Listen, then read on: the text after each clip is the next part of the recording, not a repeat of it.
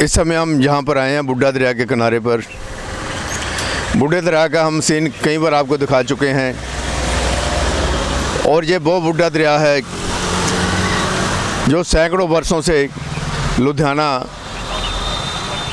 शहर के साथ साथ चल रहा है। सतलुज तो बहुत दूर चला गया, लेकिन बुड्ढा दरिया फिर शहर में रह गया। और ये जो बुड्ढा दरिया है आजकल हमारे प्रशासन के लिए, हमारे अफसरों के लिए, हमारे नेताओं के लिए एक सोने का अंडा देने वाला जरिया बन चुका है। और बुड्ढे को आज भी ये लोग धीरे धीरे करके इसके नाम पर, इसके बुढ़ापा के नाम पर, बुढ़ापा पेंशन जो होती है, जो बुढ़ापे के नाम पर मिलता है, तो इसके नाम पर वो पैसे खा रहे हैं। तो पहले यहाँ पर जो फेंस लगाई गई थी बुड्ढे दरिया के साथ साथ कि इसके बीच में लोग कूड़ा ना फेंकें, तो उसका आज हालत ये हो चुकी है कि ये फेंस जो है सब टूट चुकी हैं और इस पर लाखों रुपया खर्च किया होगा। उस समय भी बजट बना होगा। तो हम आओ देखते हैं बुड्ढे दरिया के नाम पर अब भी कोई प्रोग्राम या योजना बन रही है कि बुड्ढे दरिया के नाम पर फिर पैसे खाए जाएंगे। तो सबसे पहले जो दीवारें जब फेंस लगाई गई थी या जालियाँ लगाई गई थी बुड्ढे दरिया के साथ साथ, उनका क्या हाल हुआ है जब वही नहीं नगर निगम के पास मेंटेन हुई, जब उनकी नहीं संभाल कर सका। और जब कोई संभाल ही नहीं है तो यहाँ बार बार पैसे खर्चने की ज़रूरत क्यों आती है। और सारा जितना गंदा पानी है सीवरेज का नगर निगम का बुड्ढे दरिया में आता है, जो फिर भट्टिया में प्लांट लगा, ब्लॉकी में प्लांट लगा, उसमें कौन सा पानी जाता है। सारे शहर का पानी तो गंदा इसी में आता है नगर निगम का। और डेंगू की तो बात ही छोड़िए, उनका तो सारा पानी बुड्ढे दरिया में गिरता है, चाहे वो ट्रीट प्लांट से आ रहा हो, चाहे वो सीवरेज के पाइप से आ रहा हो। चलो देखते हैं हम इसको। ये देखिए बुड्ढे दरिया के किनारे पर हम खड़े हैं। बुड्ढे दरिया धीरे धीरे इसका पानी बह रहा है। ऊपर से ऐसे लगता है जैसे पानी बहुत धीरे धीरे चल रहा है, नीचे बहुत तेज़ी से चलता है ये पानी। ये देखिए तारे लगाई गई थी ये कि लोग इसके बीच में कूड़ा ना फेंके, और ये कूड़ा जहाँ लोगों ने फेंक दिया जी ढेर लगा, कोई सफाई नहीं, कोई पूछने वाला नहीं। तो उसके बाद ये जालियाँ लगाई गई। ये जालियाँ देखिए, ये जालियाँ कई जगह लगाई इन्होंने कि लोग कूड़ा ना फेंकें। और इस जालियों के नाम पर ना जाने कितना पैसा इन लोगों ने खर्च किया, किसी को मालूम नहीं, जनता को नहीं मालूम, ना कोई जनता को पता होता। ये देखिए ये जालियाँ लगाई गई थी और ये जालियाँ टूट भी चुकी हैं। जहाँ देखिए ये जालियाँ टूट चुकी हैं, कोई पूछने वाला नहीं है। पहले को मेंटेन नहीं किया गया, ना रिपेयर की गई, ना देखा गया कि क्या हो गया। अब बना कर लाए हैं। ये पंजाब सरकार का बहुत बड़ा बजट, इस पर फिर करोड़ों, हज़ारों, लाखों, करोड़ों रुपए खर्च किए जाएंगे और जाएंगे वो अफसरों की जेब में, नेताओं की जेब में। और जनता का जो टैक्स कर पे है इन लोगों के पास फिर जमा हो जाएगा। फिर इनके बड़ी बड़ी गाड़ियाँ आ जाएंगी, बड़ी बड़ी कोठियाँ बन जाएंगी। देखिए ये फेंस लगाई गई है और वहाँ पर फेंस तोड़ दी गई है। देखिए जहाँ पर, और देखिए ये फेंस जो थी जहाँ पर जब क्रेन ने जहाँ से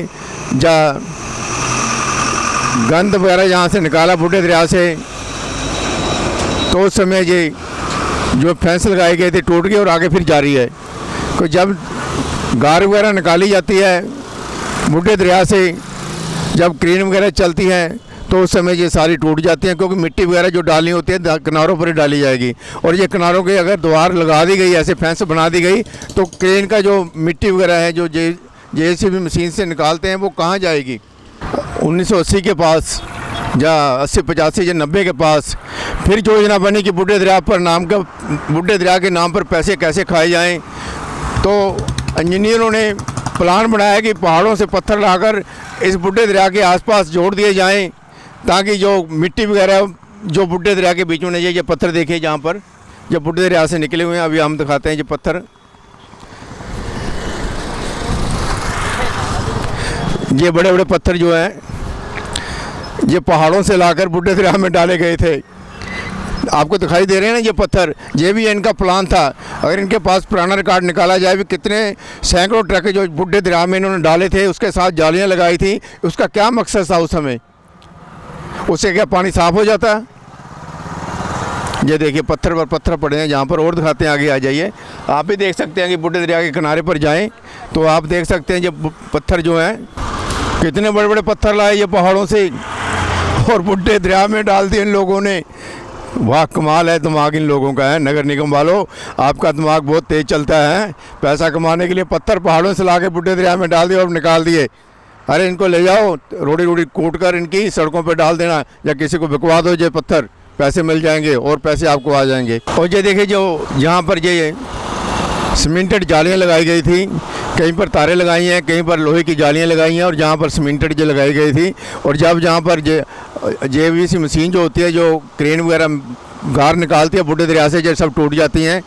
क्योंकि गार भी जो होती है, जो मिट्टी वगैरह निकलती है बुड्ढे दरिया से, वो कहाँ रखने के लिए जगह तो है नहीं, ये जालियों को ऊपर फेंक दी जाती है। और देखिए यहाँ पर जितनी भी जालियाँ टूट चुकी हैं, ये इनको मेंटेन नहीं किया गया।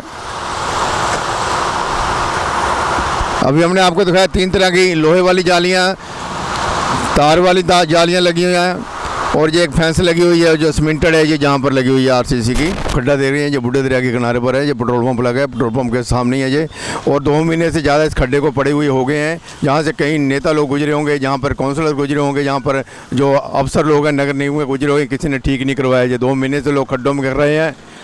देखिए जो हमारी हिंदुस्तान की ये क्या हालात हो चुके हैं कि लोग खड्डे में गिर रहे हैं, लेकिन किसी ने ठीक कराने की हिम्मत नहीं, किसी को कंप्लेंट करने की हिम्मत नहीं है। लोग खड्डों में गिरना पसंद करते हैं और गिर रहे हैं, और आगे ऐसे ही गिरते रहेंगे अगर कोई नहीं बोलेगा तो। देखिए बुड्ढे दरिया का काला पानी कैसे चमक मारता हुआ धीरे धीरे शहर को बीचों बीच जा रहा है।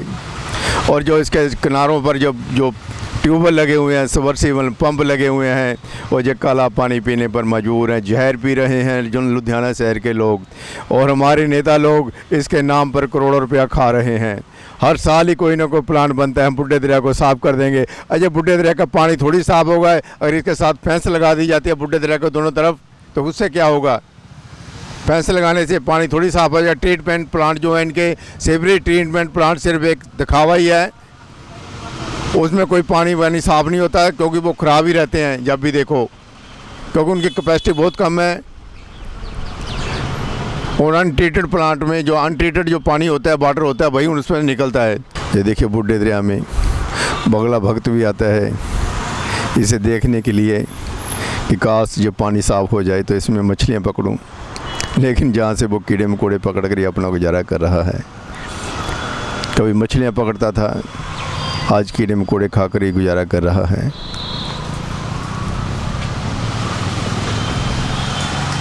हमें बुड्ढे दरिया में जो गंदगी फैली हुई है, जो काला पानी है, इस पर रिसर्च किया है कर्नल CM लखनपाल जी ने। लखनपाल जी वाटर के ऊपर बहुत काम कर रहे हैं, ज़मीन में पानी कैसे कम हो रहा है, कैसे ये पोल्यूट हो रहा है पानी, इसके ऊपर ये बरसों से काम कर रहे हैं। तो इन्हें बड़ा दुख होता है जब बुड्ढे दरिया का नाम लेते हैं। कहते कई वर्ष हो गए हमारी सरकार को, बैक्टीरिया तक छोड़े इसमें, पता नहीं क्या क्या किया, लेकिन बुड्ढे दरिया का पानी साफ़ नहीं हुआ। अभी हमने आपको बुड्ढा दरिया दिखाया, क्या हाल है इसका। अब फिर कोई ना कोई इस पर प्लान बनता है, लेकिन हमें मतलब है पानी जो है बुड्ढे दरिया का साफ़ होना चाहिए। CM लखनपाल जी जो कर्नल हैं, समाज सेवा कर रहे हैं, हमें ये बताएंगे कि ये जो सब कर रही है सरकार, ये ऐसे होना चाहिए या क्या होना चाहिए, इसके बारे थोड़ा सा बताएं। आप इसके बारे में बहुत ज़्यादा ज्ञान रखते हैं। देखिए, ये बुड्ढे नाले का जो इशू है, ये एक बहुत पुराना इशू बन चुका है और बड़ा गंभीर रूप धारण कर चुका है। इसकी वजह से हम सभी जानते हैं कि बुड्ढे नाले के साथ साथ जितने भी हमारे लोग बसते हैं, वो बहुत ही ज़्यादा पीड़ित हैं और बड़ी गंभीर समस्याएं फेस कर रहे हैं फिज़िकली और अपना सेहत के लिए। उसमें बहुत सीरियस प्रॉब्लम्स आ रही हैं। उसके अलावा जब ये बुड्ढा नाला जाके सीधा सतलुज में गिरता है, तो ये सारा प्रदूषित पानी जो है ये सतलुज में गिरता है, और सतलुज में गिरने के बाद ये तकरीबन सतलुज का 60% प्रदूषण जो है वो हमारे बुड्ढे नाले के जरिए होता है। तो उसमें भी इसके दो हिस्से बनते हैं। हमारे 3 सीवरेज ट्रीटमेंट प्लांट हैं, एक ताजपुर रोड पे है और दूसरा भटियां और तीसरा बलोके और ताजपुर रोड के जो है वो ट्रीटमेंट प्लांट जो है वो बुड्ढे नाले के ऊपर पानी रिलीज़ करते हैं। और उनका पानी रिलीज़ करने का मतलब ये है कि पानी साफ़ करके रिलीज़ करना। और भट्टियाँ का ट्रीटमेंट प्लांट जो है वो सीधा उसको पानी को सतलुज में रिलीज़ करता है। तीनों के तीनों ट्रीटमेंट प्लांट जो हैं वो इनफेक्टिव हैं, और जो लोड है हमारा प्रदूषित पानी का वो इतना ज़्यादा है और इतना केमिकल ओरिएंटेड पानी है जिसको कि नॉर्मल सीवरेज ट्रीटमेंट प्लांट जो है वो साफ़ नहीं कर सकते। इसकी वजह से जो सारा का सारा प्रदूषण है, वो प्रदूषित पानी जो है वो सीवरेज में आता है। इसमें जो देखा जाए तो केमिकल्स हैं, ह्यूमन वेस्ट है, डेयरी की वेस्ट है, ये सारी चीज़ें जो है, और इवन हॉस्पिटल्स की जो उनके सैंपल्स आते हैं लिक्विड फॉर्म में या स्टूल टेस्ट के लिए जो आते हैं, वो भी सारे के सारे जो वेस्ट है वो सीवर के थ्रू इसी बुड्ढे नाले में जाती है। इससे इसमें मिकदार केमिकल्स, वायरसेस और बैक्टीरियाज वो सबसे ज़्यादा इसमें पनपते हैं। अगर हम देखा जाए तो अभी भी ये जो हमारा ये पेंडेमिक फैला हुआ है कोविड, इसकी मैक्सिमम सफरिंग जो है बुड्ढे नाले के आसपास आपको ज़्यादा मिलेगी, क्योंकि सारा का सारा बैक्टीरिया जो है, ये वायरसेस जो हैं वो ह्यूमन वेस्ट के जरिए बुड्ढे नाले में जाते हैं। तो कहने का मतलब ये है कि हमारी कॉरपोरेशन की जो रिस्पॉन्सिबिलिटीज़ हैं उसमें अभी दो तरह की रिस्पॉन्सिबिलिटीज़ नज़र में आती हैं। पहली रिस्पॉन्सिबिलिटी जो है उसमें मंथली मेंटेनेंस, बुड्ढे नाले की मेंटेनेंस में ईयरली मेंटेनेंस में उनका इसकी गार को निकाल के उसको साफ़ करना, ताकि फ्लो जो है पानी का वो चलता रहे।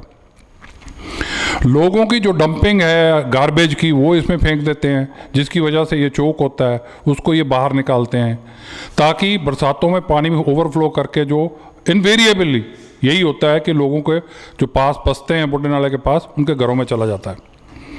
तो वो मेंटेनेंस पे पैसा लगता है। और दूसरा जो है जो अभी प्लान बन रहे थे उसकी, जिसका कि अभी तक पहला इन्होंने ये काम शुरू किया था कि एक पंजाब सरकार ने एक टास्क फोर्स क्रिएट कर दी थी बुड्ढे नाले की देख रेख करने के लिए, जो कि अपने बाबा जी हैं, इनके नहीं सीचेवाल नहीं जी, दूसरे ये जो अपना नामधारी सेक्ट के हैं प्रधान, उन्होंने उनके नीचे देख रेख में ये काम शुरू हुआ था, पर वो भी मतलब सक्सेसफुल नहीं हो पाए, क्योंकि उनके पास रिसोर्सेज नहीं है। रिसोर्सेज तो सारे गवर्नमेंट के हैं, और गवर्नमेंट में जैसे कि प्लान बनाया था कि 650 करोड़ वो रिलीज़ करेंगे, उसमें से 50% के करीब जो है पंजाब सरकार देगी और 50% जो सेंट्रल गवर्नमेंट देगी, जिससे कि ये एग्जिस्टिंग सीवरेज ट्रीटमेंट प्लांट को अपग्रेड करेंगे। और इसके अलावा 3 ETP लगने थे, जो कि एफलुएंट ट्रीटमेंट प्लांट केमिकल को साफ़ करने के लिए। एक पादर के रोड पे लगना था, दूसरा लगना था अपना ताजपुर रोड पे, तीसरा जो था वो अपना ये इंडस्ट्रियल एरिया में लगना था, फोकल पॉइंट पे। तो अभी तक कितने साल हो गए हैं, ये ना तो ETP कंप्लीट हुए हैं, और ना ही जो अपग्रेडेशन का फैसला हुआ था साल 1.5 साल पहले या 2 साल पहले, वो अभी तक उसके ऊपर कुछ नहीं पता चला कि क्या हुआ। अब जो कार्रवाई अभी तक जो हुई है वो ईयरली मेंटेनेंस के अलावा इसमें क्या है, कॉरपोरेशन ने प्लान किया है कि इस पे साइडों पे फेंस लगेगी। अब फेंस लगने से उसका फ़ायदा क्या है? पहले तो ना तो वहाँ से इंक्रोचमेंट्स उठाई गई हैं, और ना ही कोई ऐसा प्लान किया गया कि जिसकी वजह से कि अगर इसकी हमने ईयरली मेंटेनेंस में इसकी गार निकालनी है तो वो कैसे निकालेंगे, उसके एंट्री पॉइंट कौन से, एग्जिट पॉइंट कौन से हैं। जो हमारी ये मशीन्स 3-4-5 मशीन हैं कॉरपोरेशन के पास, वाटर सीवरेज के वालों के पास, जो कि ये काम करती हैं हर साल, वो कैसे काम करेंगी? सिर्फ ये सोचते हुए कि लोग उसमें गार्बेज ना फेंकें। गार्बेज का मसला जो है ये सारे जो हैं ये टेम्परेरी मेजर्स हैं, परमानेंट मेजर्स की तरफ हमारा ध्यान ही नहीं गया। ना जो अनाउंसमेंट करते हैं उसको पूरा नहीं करते हैं। हर साल तकरीबन 2.5 से 3 करोड़ जो है ये गार निकालने का और बुड्ढे नाले को मेंटेनेंस का जो है वो खर्चा बुड्ढे नाले पे लगता है। अब एडिशनल ये जो हम स्पेंड कर रहे हैं फेंस के लगाने के ऊपर, इसके ऊपर हमारा ये मसला जो है ये किसी तरीके से बुड्ढे नाले की सिर्फ जो है एक तरीके से हम उसमें जो गार्बेज पड़ता है उसको रोकने की कोशिश है, पर उसमें भी हम कामयाब नहीं होने वाले, क्योंकि ये फेंस जो पहले लगाई थी वो टूट गई, उसकी देखरेख नहीं हो रही। अब जो नई लगेगी उसकी देखरेख कौन करेगा? सो इन चीज़ों के ऊपर ध्यान देने की ज़रूरत है हम सबको, ख़ास तौर पे पब्लिक को, हम सब लोगों को। और मेरी बेनती है जो लोग बुड्ढे नाले के आसपास बसते हैं उनको जागरूक होने की। जब तक वो अपनी आवाज़ को बुलंद नहीं करेंगे तब तक ये सोई हुई सरकारें, चाहे वो सेंट्रल गवर्नमेंट है चाहे वो स्टेट गवर्नमेंट है, ये जगने वाले नहीं हैं। ये अनाउंसमेंट्स ज़्यादा हो रही हैं, काम जो है वो कुछ नहीं हो रहा इसके ऊपर, और ना हुआ है अभी तक, सिवाय इसके जो ईयरली मेंटेनेंस के ऊपर, जिसके ऊपर पैसा लगता है और फिर वैसे के वैसा वो प्रॉब्लम वैसी की वैसी रहती है। लाखों लोग इस प्रदूषित पानी की वजह से हमारे साउथ वेस्ट मालवा में और राजस्थान में इससे सफ़र कर रहे हैं, जिसकी तरफ ना तो सेंट्रल गवर्नमेंट का ध्यान है, ना स्टेट गवर्नमेंट का ध्यान है, और ना ही मेरे को दुख होता है ये कहते हुए, ना ही हम लोगों का इसके ऊपर ध्यान है। हम सफ़र करते जा रहे हैं, स्किन डिजीज़, काला पीलिया और कई तरह के भयंकर रोगों से ग्रस्त होते जा रहे हैं। जो परिवार वहाँ बसे हुए हैं, हर एक परिवार में आप जाके चेक करिए कि उनमें से कितने परिवार जो है रोगग्रस्त हो चुके हैं, कैंसर फैल रहा है इसकी वजह से। मेरी ये बेनती है सभी सरकारों से कि इस इशू को सीरियसली लो, क्योंकि लुधियाना एमपी कॉन्स्टिट्यूंसी की 9 कॉन्स्टिट्यूंसी में से 7 कॉन्स्टिट्यूंसीज जो हैं वो इफ़ेक्टेड हैं, और उसके अलावा 2 कॉन्स्टिट्यूंसी फतेहगढ़ साहब की भी इफ़ेक्टेड है। हमारे एमएलए साहबान, मेरे को समझ में नहीं आता कि उनकी क्या जिम्मेवारी है। ये बुड्ढे नाला वैसे का वैसा पड़ा है, कई साल हो गए। जब मैं कॉलेज मैंने छोड़ा था, मैं फ़ौज में गया था 71 में, उस टाइम पे ये बुड्ढा नाला बिल्कुल एक साफ़ पानी था। मैं आर्या कॉलेज में पढ़ता था, हम लोग वहाँ जाते थे, देखते थे, बिल्कुल साफ़ पानी था। और अब वहाँ पे जाने का किसी का मन नहीं करता, इतना ज़्यादा प्रदूषित है कि लोग सफ़र कर रहे हैं। सो मेरी बेनती है सभी लोगों से, सरकारों से, कि इसकी तरफ ध्यान दीजिए। जो लाखों लोग हमारे सफ़र कर रहे हैं और कैंसर से पीड़ित हो रहे हैं और सीरियस बीमारी से पीड़ित हो रहे हैं, उनको बचाइए। आओ हम सब मिलके इसकी तरफ ध्यान दें और इस समस्या का परमानेंट सॉल्यूशन ढूंढें, ना कि टेम्परेरी। धन्यवाद। देखिए, अभी कर्नल सीएम लखनपाल जी ने हमें बताया कि इसका परमानेंट हल ढूंढना चाहिए, बुड्ढे दरिया का पानी साफ़ होना चाहिए। पानी साफ़ करने के लिए कितने जतन किए गए हैं, पानी साफ़ हो जाएगा तो सब कुछ ठीक हो जाएगा। फेंस लगाने से पानी साफ़ नहीं होगा, टिंड पेंट जो प्लांट लग रहे हैं उनसे पानी नहीं साफ़ होगा। लोगों का मन साफ़ करना पड़ेगा, जो गंदा पानी बीच में डालते हैं, डाइंग का पानी बीच में डालते हैं, उनको समझाना पड़ेगा।